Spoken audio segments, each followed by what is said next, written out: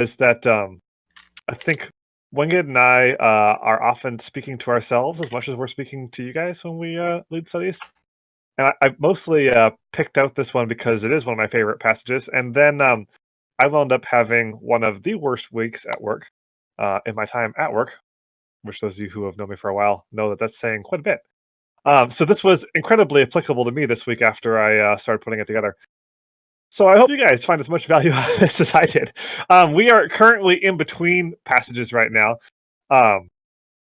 Winged, I know, is going to do something next week, I think, and then we'll figure something out when we get back from my trip.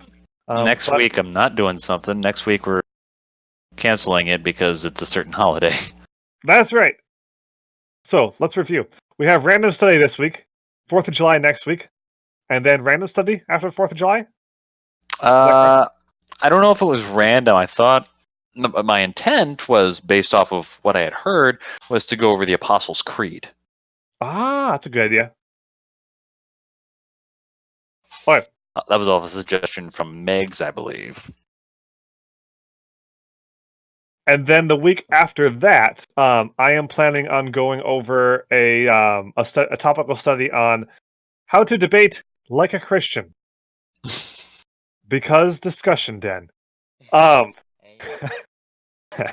So, I know we've done that one before, but I think it's time to revisit it because we've had some, shall we say, incidents in the discussion den, and it's always good to review such principles. Yeah. And then after that, we will likely start a new series based upon how the vote goes and what we arbitrarily decide. Some combination of two. Good job, Doc. Good job. Okay. So, 1 Samuel 14, verses 1 through 15. What's going on before we read this? All right. So, the setting. This is the time of the kings of Israel. Saul is the king. Saul is the first king of Israel. The people in Israel wanted a king like their other nations, and God gave them one in Saul. Saul's reign worked out pretty good at the beginning, and then he started having some issues.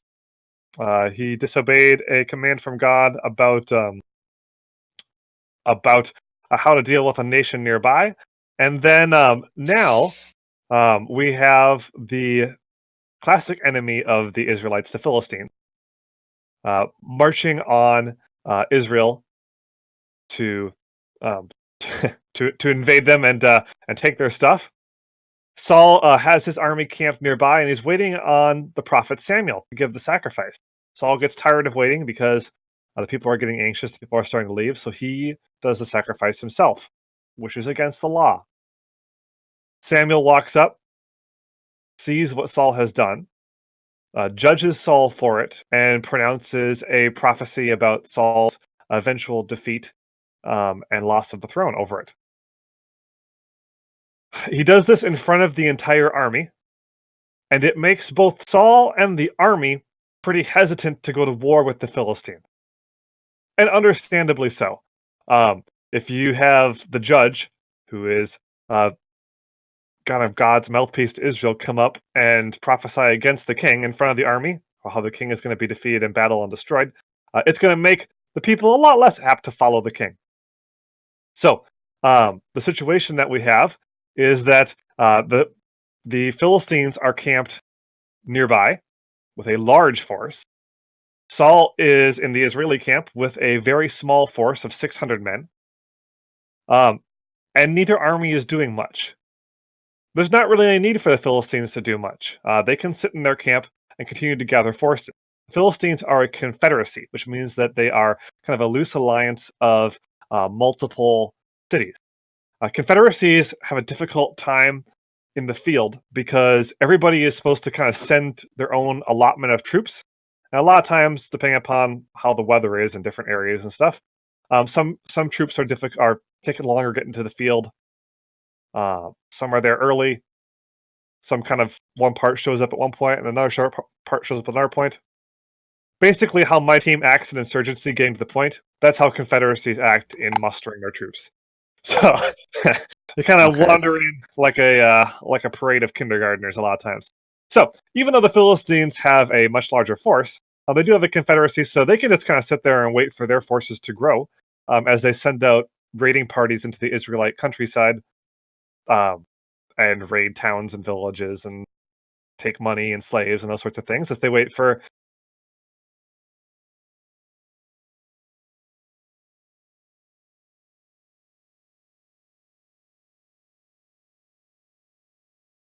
Did I get this? No. Nope, you're there. Sorry, there was sudden silence. Bueller.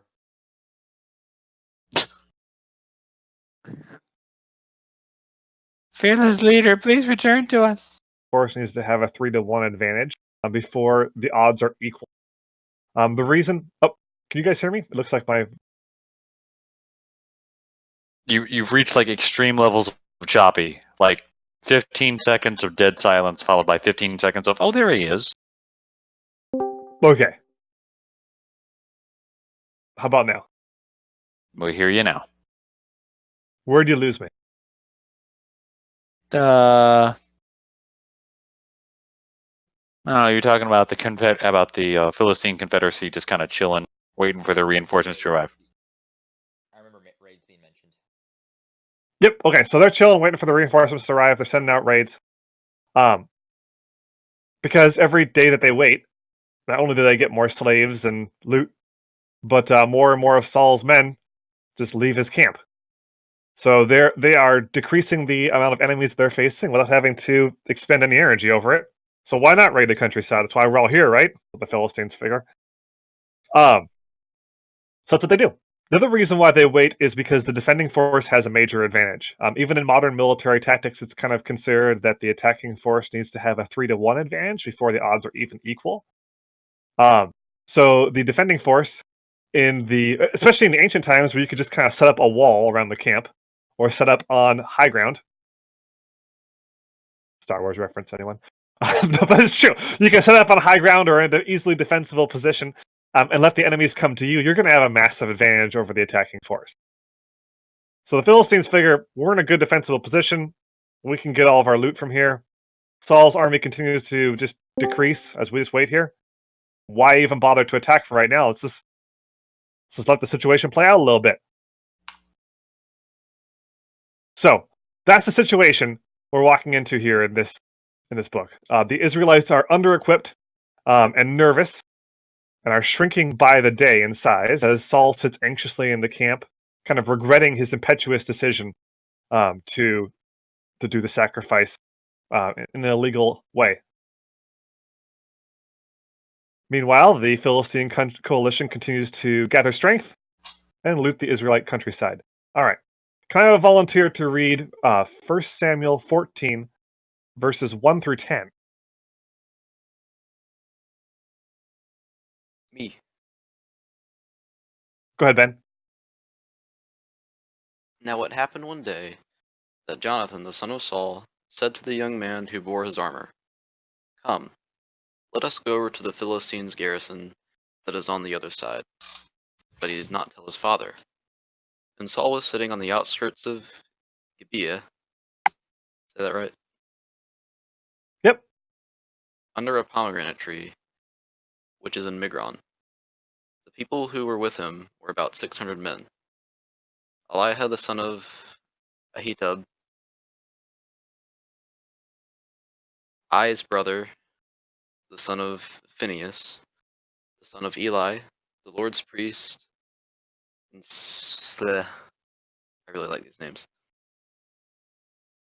And S was wearing an ephod. But people did not know that Jonathan had gone. Between the passes by which Jonathan sought to go over to the Philistines' garrison, there was a sharp rock on one side and a sharp rock on the other side. And the name of one was Bozez, and the name of the other was Seneh.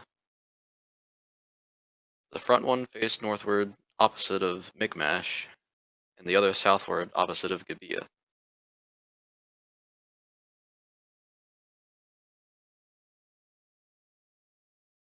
Said 1 through 5, right? 1 through 10. Oh. You're And doing Jonathan great. Keep it said- up.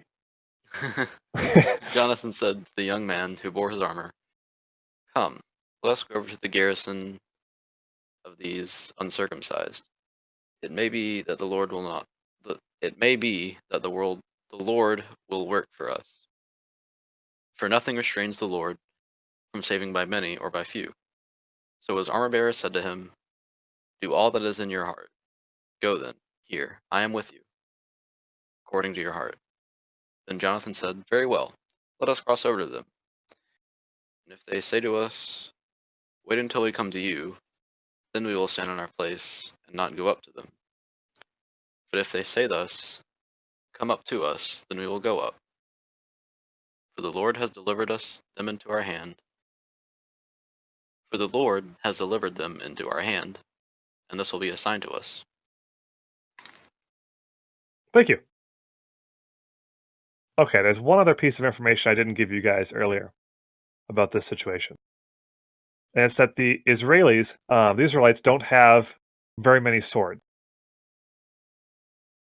Jonathan and Saul are the only two people in the Israelite army with swords. The Philistines came and rounded up all the blacksmiths and made sure that they're the only ones with blacksmiths and the ability to make swords in the area.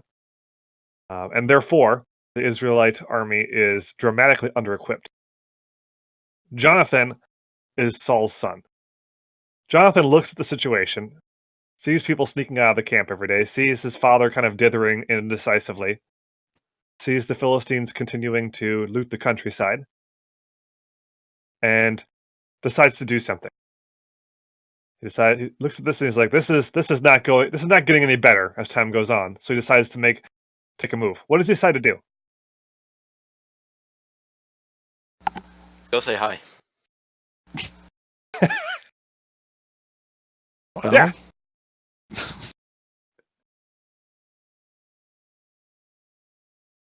Yeah, he decides to kind of go up and scout things out, right? They're going to go up and take a look at the Philistine camp.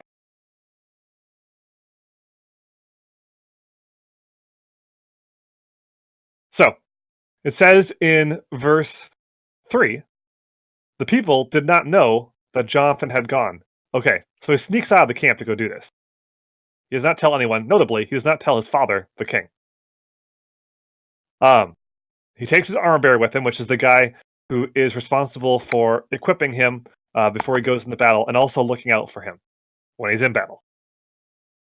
So he tell him and this guy to go sneak up on the Philistine camp, and they kind of come up to this place where there's this pass, right? There's this narrow approach. So it's this hill with these two craggy rocks on both sides, kind of this narrow area. And they look there, and they Jonathan kind of decides if he looks around and sees if he sees what's there. And they see some guys. They see the pass, and he decides that he's going to go up and call out to these guys, and what they do is going to influence how he responds. So what's the decision he makes here? He says, "I'm gonna go talk to them."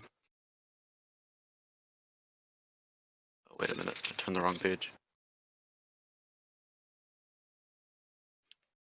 Yeah, I'm gonna go talk to them, and if they say, "Wait until we come to you," then we'll wait for them. But if they tell us to come to them, then we'll go on ahead.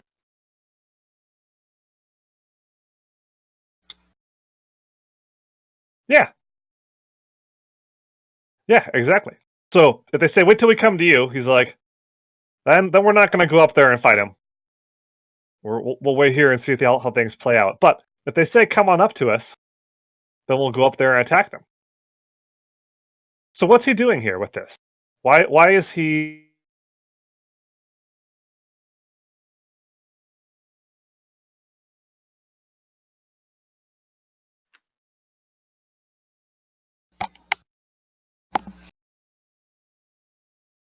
Did we lose him again? Seems so. Yeah.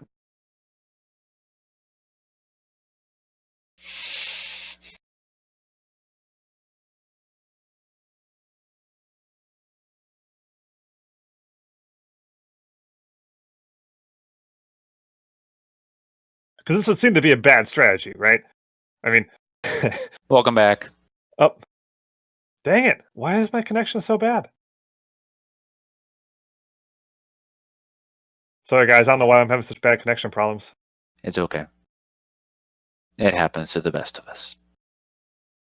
But, so why does he decide to leave some of this in the hands of the enemy? Wouldn't giving the enemy the initiative and letting them kind of run things seem to be a bad strategy? Yeah.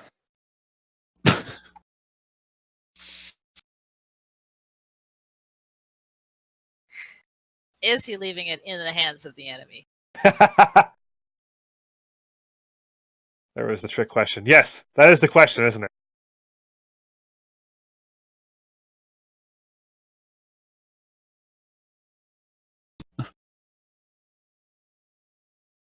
What's he doing with this then?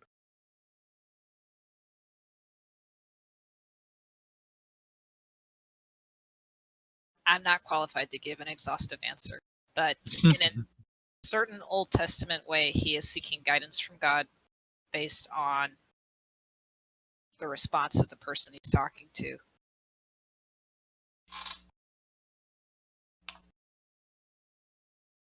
Yeah. Yep. So there's a couple important things here. Number one, Jonathan is not sure that he's doing the right thing. So he's gonna leave the opportunity for him, in his eyes, God to give him a sign. Because in verse 6 he says, "Come, let us go over to the garrison of these uncircumcised," that'd be the Philistines, speaking derogatorily about them. It may be that the Lord will work for us. For nothing can hinder the Lord from saving by many or by few. So Jonathan looks around the camp and he goes, "This is stupid. Right now, nothing's getting done." Right? So he's going to go up there and he's like, "I'm at least going to put myself in a situation where God can work through me if God decides to work in this situation." So he brings his armor bearer up, who I am sure was ecstatic about this idea. Armor bearer's like, wait, we're doing what? And we're bringing how many guys as backup? Sweet, this will be fun.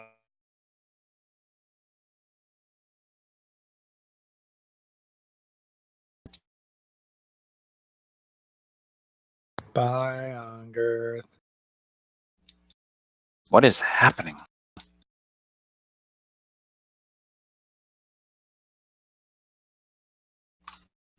Signal jamming. Something. Yes. Number one, he's not trying to core. Oh my gosh! Okay. Speaking of signals from God, Okay. How much did you get? How long was I silent for? Armor bearer was ecstatic. Okay. Okay. If that happens again, I'm just gonna go reset my connection. Like Or switch now? over to Oh, okay. data.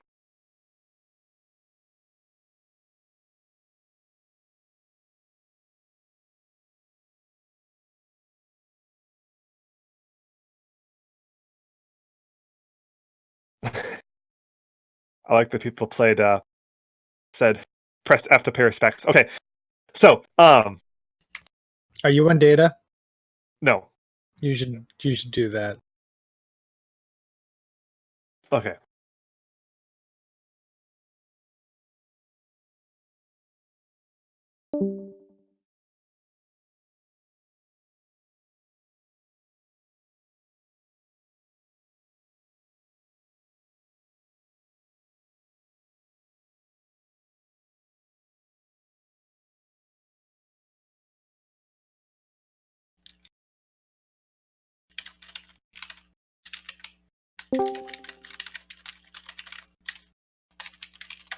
Okay. Can you hear me now? yes. Yes, until I hit deafen on myself accidentally.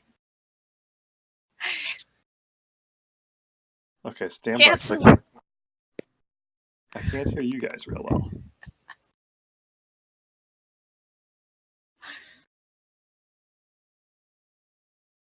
Okay. When do you guys say something? So There we go. Well played. You guys don't disappoint. Okay. All right, we're gonna try this again. Okay. I apologize for the connection problems here. So,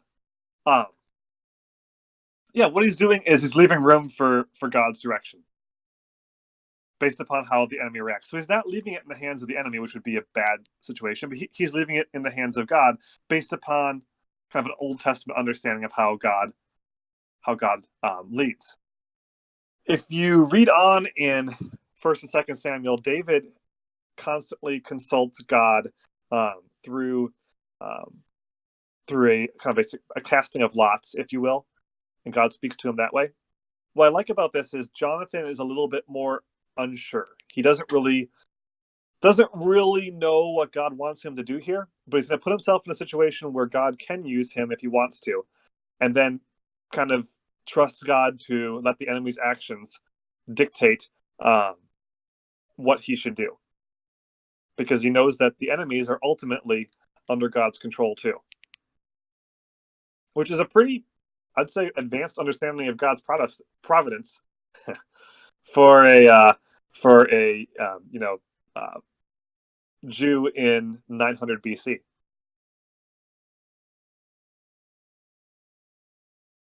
All right, so he decides to do this. What do you think the armor bearer is thinking during all this?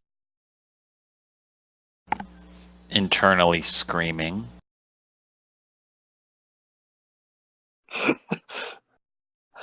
What does he say though? He says, "I'm with you, heart and soul," and he seems extremely loyal.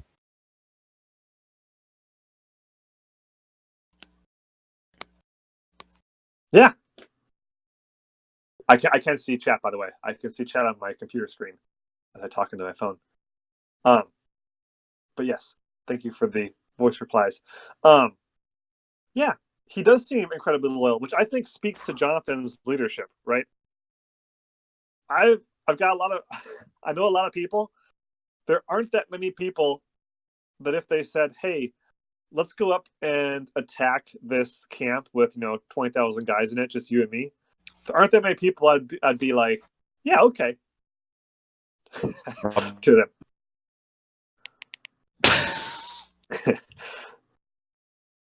But this guy, he's incredibly loyal. It speaks to Jonathan's leadership, I think. And the other thing you got to remember about this guy, he doesn't have a sword, right? Jonathan's got the sword.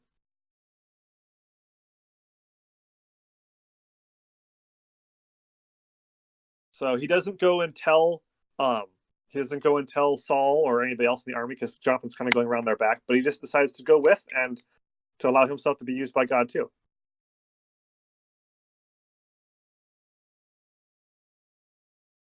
All right, so let's go and see what happens.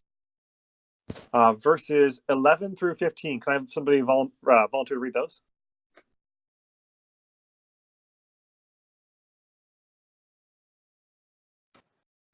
Go ahead, Kess. 11 through 17? Through 15. 15.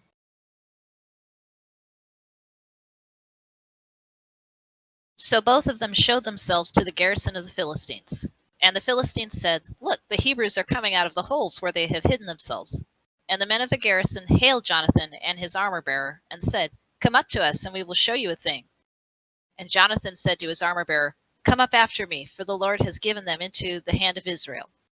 Then Jonathan climbed up on his hands and feet, and his armor-bearer after him, and they fell before Jonathan, and his armor-bearer killed them after him. And that first strike which Jonathan and his armor-bearer made killed about 20 men within, as it were, half a furrow's length in an acre of land.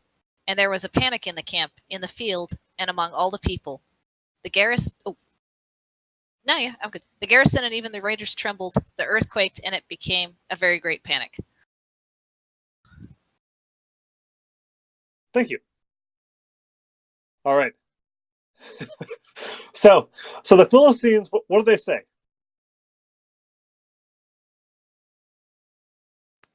Hey, come over here. I got something to say to you. Not really. Look who decided to come out and play. Yeah. Yeah, they say the Hebrews have come out of the holes where they've hidden themselves, and they say, come up to us, and we will show you a thing. So, when they say, we will show you a thing, they don't mean we're going to show you the ribs we have cooking on the grill right now. This is like the insurgency lobby, I will show you a thing, or those of you who are old enough to remember, the old Call of Duty Modern Warfare 2 lobbies. Good times. If you want to talk about toxic, it's a very toxic, come up here and we will show you a thing sort of thing. Yeah. So, yeah, so they're smack talking him. But what's interesting about this is they have the high ground, right? So Jonathan, when he goes after these guys, he has to clamber on hands and knees to get up this rise after them to get this hill. So this is where this is where if I were Jonathan, I probably would have flipped how I accepted God's guidance. I would have been like, okay, if they say come up here after us, I'll just say that means that we're not supposed to go after these guys. And if they come down here after us, though, then we'll say that God's going to be with us. But Jonathan doesn't take the easy way out on that. And what's really funny is he doesn't back out, right? So he doesn't, as he's climbing up the hill on hands and knees, he's not going, yeah, he isn't going, well, I didn't really think this through. I probably should have done this the other way. But no, he decides to go up after him anyways, because he says, okay, this is God, this is what we decided that we were going to take as a go from God, and we're going to go do it now. The other thing that I like is, if you look at Saul's leadership and a lot of the king's leaderships throughout the Old Testament, they send their guys in first. Jonathan says to his armor bearer, follow me, right? So he goes up the hill first. His armor bearer is supposed to protect him, but he leads the way into this. Yeah, he's a true leader, right? So he's stuck his neck out on this thing, and he's putting his money where his mouth is because he's going to be the first one up that hill, and he's gonna make sure that he takes that he creates the opening for the armor bearer to come up after him. Yeah, the armor bearer is supposed to go first. The armor bearers are supposed to make sure that they die before the guy they're protecting. But Jonathan does not do that because Jonathan figures, hey, I've got the sword. This was my idea.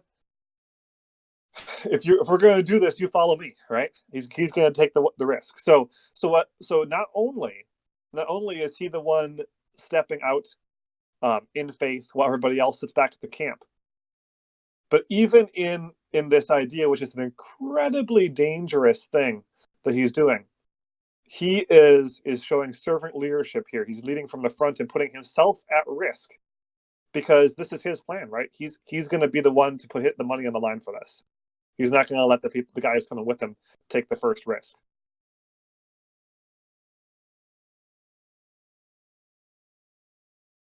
So they clamber up there, and they get into a fight. Right now, this isn't a modern day kind of shootout. This is Jonathan, his armor bearer, getting in tight with these guys. They're ramming their weapons into their enemies. They're digging them out. They're physically overpowering the next enemy in line in this vicious kind of hand-to-hand struggle. Remember, the armor bearer doesn't have a sword, so Jonathan has to kill the first couple of guys. The armor bearer comes up along behind him, grabs one of the swords, and is now fighting with a stolen weapon, if you will, against the rest of them. So they're in hand-to-hand combat. And the thing about hand-to-hand combat like this is time slows down and it kind of speeds up. It's kind of a weird sensation. Each second kind of feels like an eternity as these guys struggle to get their footing on the slippery, gravelly slope. They're leveraging their weapons into each other with all their might. They're absorbing blows on their shields. They're gasping for breath with aching lungs. Each moment stretches into an eternity as they're kind of thrusting with all their might and then digging that weapon out and then now turning around, there's another guy right there and continuing to fight like that. The fight's relentless. It's seemingly endless. It goes on forever. And at the same time, time just kind of blurs, right? So they look up and all of a sudden they're alone in the middle of this blood-soaked patch of ground. It's about a half an acre. and there's bodies all around them, and there's guys running back into the Philistine camp. And to their surprise, they're alone, right? The rest of the camp hasn't cut out, but the guys have run back into the camp. And in the camp now, they don't hear an organized mob coming out after them, but the camp is erupting into chaos. So it says in verse 15, there's panic in the camp, in the field, and among all the people. The garrison and the raiders, so the raiders are the guys who have gone out to kind of loot the countryside, take slaves, loot the, find the gold, take all the harvest that the Israelites are bringing in.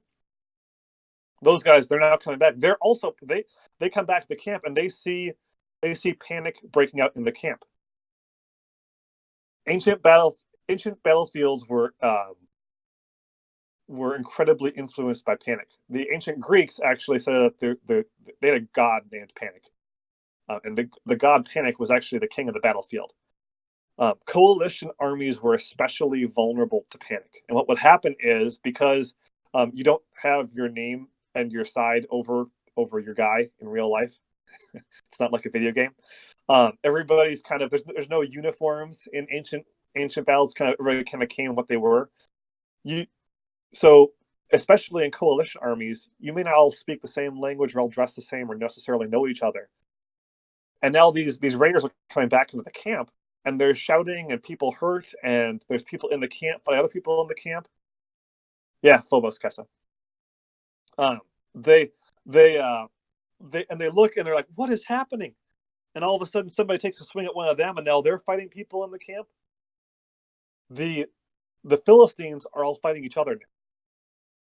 So Jewish guerrilla fighters, also people who had faded into the hills and had left Saul's camp, start pouring out of the hills and into the chaos.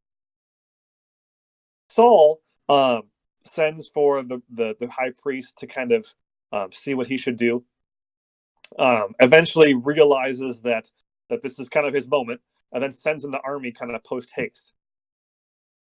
I'm kind of summarizing so that so we don't go too far over time tonight. But he makes this vow, because he kind of feels behind the eight ball here. He also kind of panics, and he says, anybody who eats before the end of the day, when we've slaughtered all these guys, he's going to be cursed and put to death. So then he sends the guys into battle.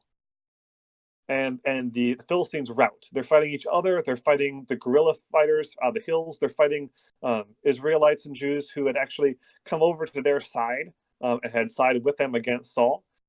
Those guys are now saying, actually, we're going to switch sides back to the Israelites. And they're causing even more panic in the camp. Jonathan and his armor bearer push the attack, and Saul's army shows up when they attack. And they rout these guys. Jonathan continues the attack, kills more guys along with his armor bearer later in the day. And as they're chasing these guys, he stops and eats a snack. He finds a beehive, grabs some honey, and has some things. Has a snack to kind of rebuild his strength, because, like I talked about, this hand-to-hand combat is incredibly difficult. That's a problem because of Saul's rash oath. And at the end of the day,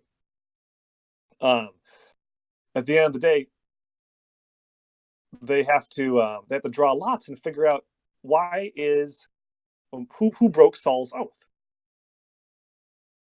Well, the lots come to Jonathan, and it comes out that he broke Saul's oath without knowing, because he wasn't there. He was out doing Saul's job when Saul was back at camp, making stupid oaths about, the person who eats today instead of killing Philistines, that guy's going to be killed. And so Saul goes, well, okay, well, I'm going to stick to my oath. I'm going to kill Jonathan. Jonathan gets kind of frustrated and basically says, yeah, okay, if it was me, fine, go ahead and kill me. Like, whatever, I was out doing my and the people stand up behind Jonathan and say, we're going to cast our lot with him. They say his fate will be ours, and anybody who lays a hair on his head will kill. So they actually threaten Saul if Saul touches Jonathan. So it gets a little tense, and everybody kind of goes on their way. But tense going for a while there. You can read it later on tonight. I highly recommend it. It kind of flows into it flows into the next chapter as well. But this people save and defend Jonathan. So that's the story. It's one of my favorite stories because I think there's a lot to take away here. But what are some things we can learn from this, other than it just being a cool story?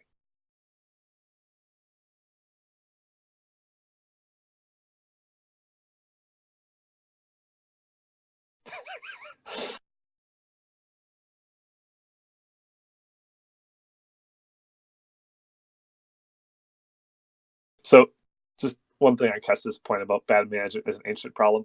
It's so true, right? I mean, just contrast the leadership here between Saul and Jonathan.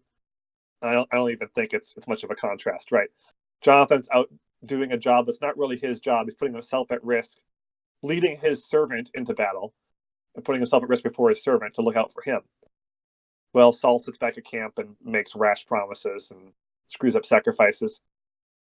But also, nothing's more dangerous under in, nothing's more dangerous than a little bit of success for an organization, especially under insecure leadership. Right? Because as soon as this thing starts to go right, Saul feels the need to take control.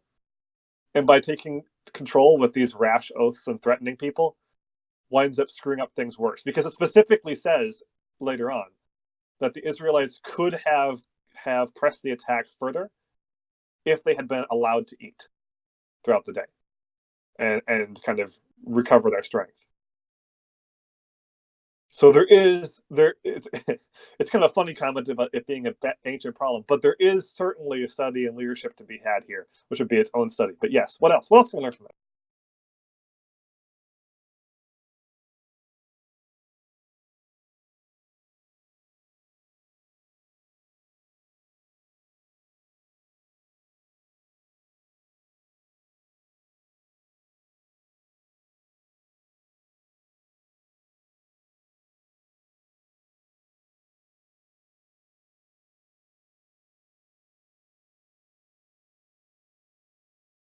Yeah, that's true.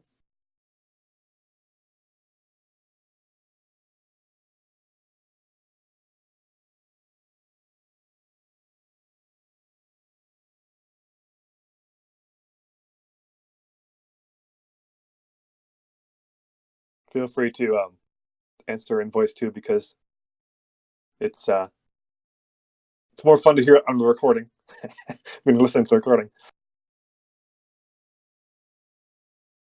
Well, it's sad because Jonathan didn't have anything to do with the rash vow, but he ended up paying pretty dearly for it, even though he didn't actually die.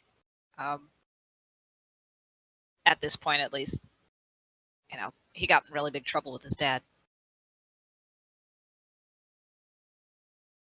Yeah.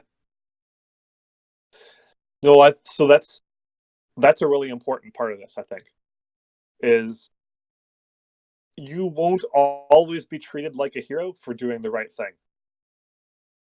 So Jonathan's out doing Saul's job. Saul's supposed to be leading the people in the battle. But Saul's sitting back in camp, kind of crippled by fear and doubt. He's crippled by fear and doubt because of his own bad decisions. But at the very least, what he could have done is moved forward doing the right thing after doing the wrong thing. So instead, he leaves it up to Jonathan. Jonathan goes out, does the right thing, attacks the camp by himself with his armor bearer. God gives him the victory. And Jonathan is now leading the people in the field where Saul should be, and winds up violating his father's oath because, again, Saul made another rash decision. And because of that, he's treated like a villain.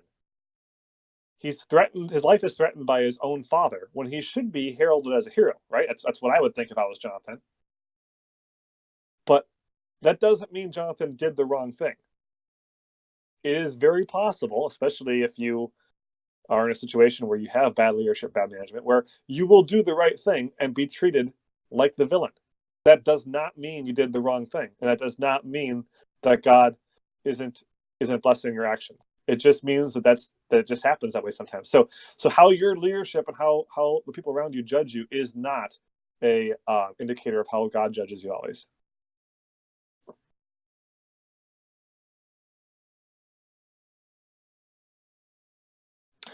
Cypher Cat has a good comment too about Saul's command for everyone to fast is kind of like a tradition without faith. It just wearies everyone out. Exactly. Yeah. So Saul's trying to manipulate the situation, manipulate God with that oath, and it does the opposite, right? It weakens everyone. Whereas if you contrast that to how Jonathan did this, Jonathan said, "Okay, I'm going to put myself in a situation where I can be used by God, and I'm going to let God, God direct me through the circumstances what I should do." Right? He's not going to go out there and manipulate God. He's not going to say, "I'm just going to attack no matter what, and God will give me the victory." No, he puts himself in a situation where he's like, if God wants to stop this, I'll let God can stop it. Right?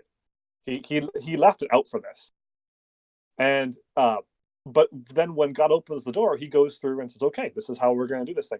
Saul tries to manipulate the situation, tries to manipulate God, and both by giving the early sacrifice, then by making the rash oath, and both wind up making the situation worse, not better.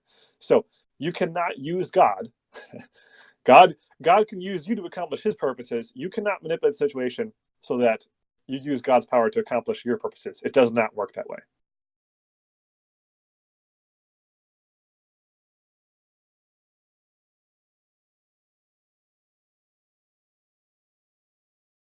Go ahead, Kess. Just noting that God still took the oath seriously. He wouldn't answer after it was broken. Just it's a complicated situation. Yeah. Yeah, it's true. That's a very good point. Go ahead, Ben. So what made Jonathan's situation different? You know how he was looking for God's guidance when he was going to talk to the other army? Yep. But Saul also wanted to consult God and with his oath or whatever. But what made them different? So the difference is Jonathan is looking for guidance, right? He goes, "Okay, if they do this, I will interpret that to mean that God is telling me to attack, and if they don't, then we're just going to stand our ground, and that means don't attack." So he's kind of waiting on God to direct through the circumstance here. Now, whether or not that is a still a good way to look for God's guidance is a whole other discussion. But he is at the very least looking for God's guidance in the situation. Saul has, first of all, at the beginning, the reason why they're in this mess is because Saul took the sacrifice into his own hands when he was supposed to wait for Samuel to do it. And then afterwards, he makes this oath about how, swears by God that nobody can eat until after the victory is pressed. So he's not asking for God's guidance. He's trying to manipulate a God into giving them a better victory through his oath. And it's so do you see the difference? One is kind of waiting for God to. Jonathan's putting himself in a situation and saying, "God, you can either use me, and I'll interpret this to mean that you want me to move forward and use me, and I'll interpret this other way to mean that you don't want to do this right now." Whereas Saul is saying, "Nope, we got to do this. Like, we're going to do it this way, God." Jonathan's waiting for God's orders. Saul's giving God orders.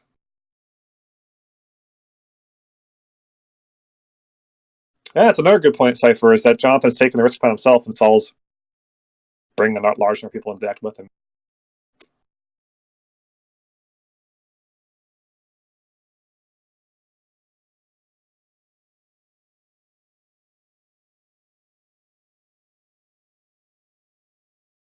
It's a good question.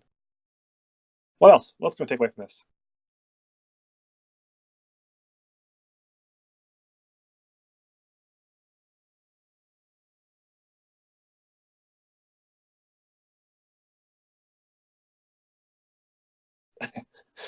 Just because you have a screwed up father doesn't mean you have to be screwed up yourself, I guess, would be a takeaway. Because Jonathan consistently acts in a way that is righteous throughout the book of Samuel, when Saul does not.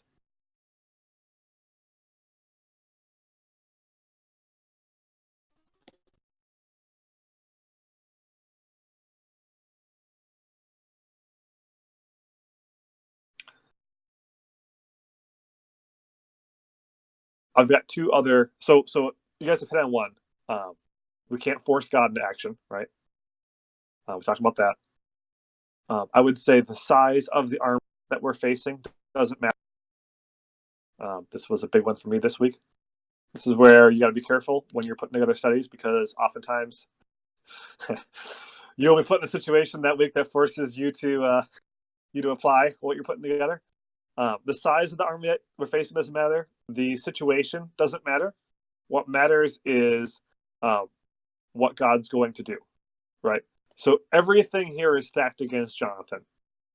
It's two guys versus, upwards of 20,000. The the Philistines have the high ground. They're not just numerically superior, but they're superior in regards to technology too.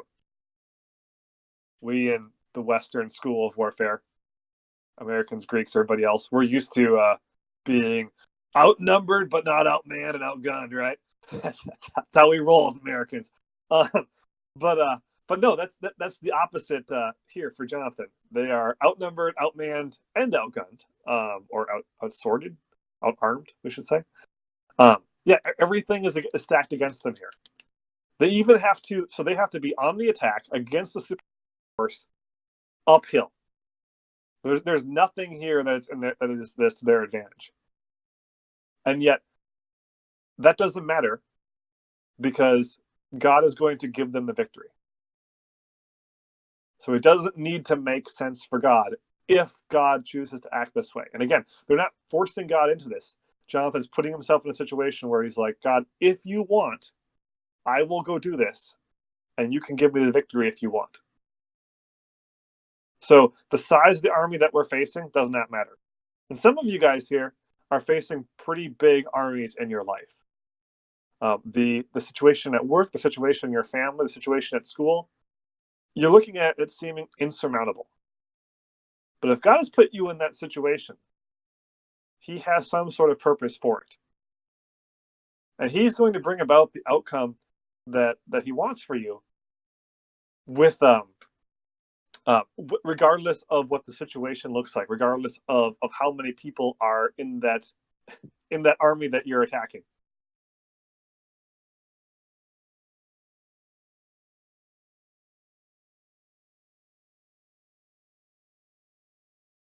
The last thing I had is the size of the army doesn't matter.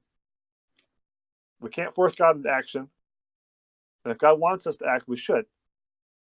But it does require us to charge up the hill sometimes. So the Philistines did not just fall dead. Jonathan and his armor bearer had to clamber on hands and knees up that hill to get to them. And I don't care how Jonathan's talking to his armor bearer. I think I know deep within Jonathan's heart somewhere is a voice going, "This is a bad idea." And as he's scuffing up his hands and knees, and already so tired he can hardly walk as he gets to the top of this hill and sees the Philistines arrayed against him, there's probably a voice of doubt in the back of his head or heart, or however you want to put it, the back of his mind, going, "Man, I sure hope I read God's will right here." Right? But he had to expend the energy going up that hill, and he had to through faith. So remember talking about how faith isn't just belief, it's actions. He had to make the decision to clamber up that hill, to lead his armor bearer into battle, and then to start attacking Philistines. And this is not an easy thing. This is an incredibly difficult, bloody, brutal attack that he's having to do. And he's probably so tired that he's breathing hard by the time he gets to the top of this hill, and now he's got to go kill these guys hand. But he does it, and God gives him the victory. So for us, just because God has us in a situation, and just because he's going to equip us for victory, doesn't doesn't nice guess. It doesn't mean that it's going to be easy, right? We still have to climb up the hill. We still have to make the decision to follow him. We still have to charge the enemy, and we still have to kill them in hand-to-hand combat, right? We not that we actually did it, but we're still going to have to enter into battle and expend the energy to do this. Whatever God's calling us to do, whether that be something at your work, or whether that be being faithful with your family, or being honest at school, or whatever he has you doing in your specific situation. Some of you know what that is. It doesn't mean it's going to be easy. It doesn't mean that the deck's going to be stacked in your favor. But it doesn't matter, because God's the one who's controlling the outcome.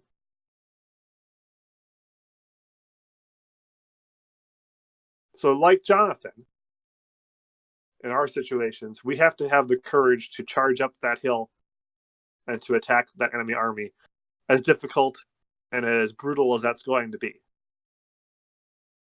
Because nobody else is going to do it, right? There's nobody else in the Israelite camp that's going to do anything about this. Jonathan realized that he's the guy, but it doesn't matter if, like he said, it doesn't matter for God if he's going to deliver through one person or through many. Because it doesn't come down to us. It doesn't come down to our strength, our ability, our tactics. It comes down to God's strength.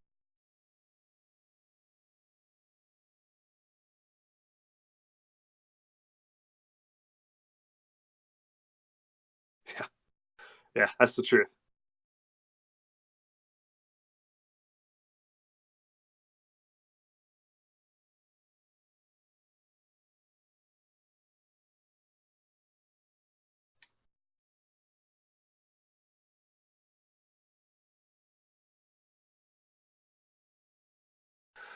So that's all I had.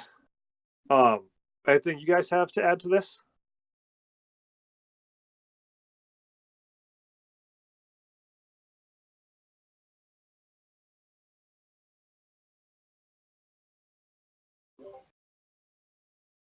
I've seen some schools of thought that blame Jonathan for not asking his father first.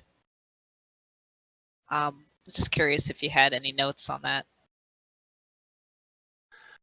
I have never heard of that. I would say that at the time, this would be kind of considered somewhat disobedient to Saul, because he's doing it. He's not asking for permission, right? And Saul's the guy who's supposed to be in command of the battle. But Jonathan is like, well, he's not doing his job, so I'm just going to go do it. It doesn't matter. So it doesn't matter. Yeah. Same thing as Abigail, right? It culturally, it would be considered a bad, disobedient thing. But I would say that the Bible here indicates that is not the case. And the way this would be read by the Jewish audience it was being received by is that the outcome would show that God was blessing Jonathan's decision. So that's how I would interpret this: is that Jonathan did the righteous thing here. That's the way that the writer of First Samuel puts it. Okay. That'd be the implication. Yep. Sorry. It's a good question though. I'd never heard that.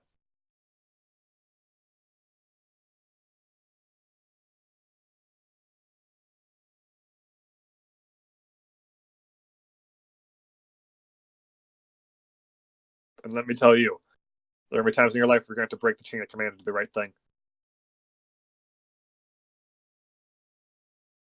Been there. It's not fun.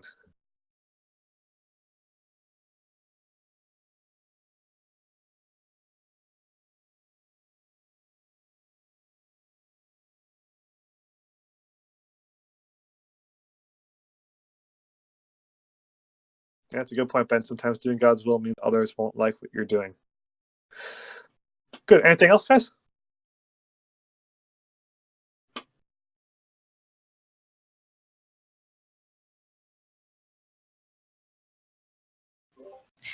Is Scribe asleep?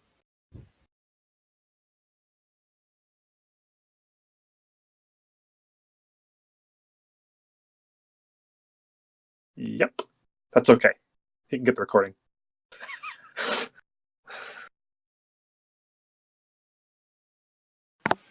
Did you guys need something? Nah. Oh, We're okay. good.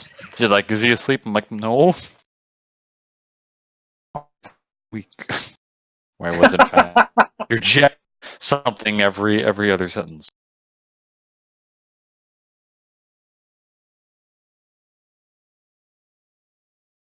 Full synopsis. Okay. Let's close out in prayer before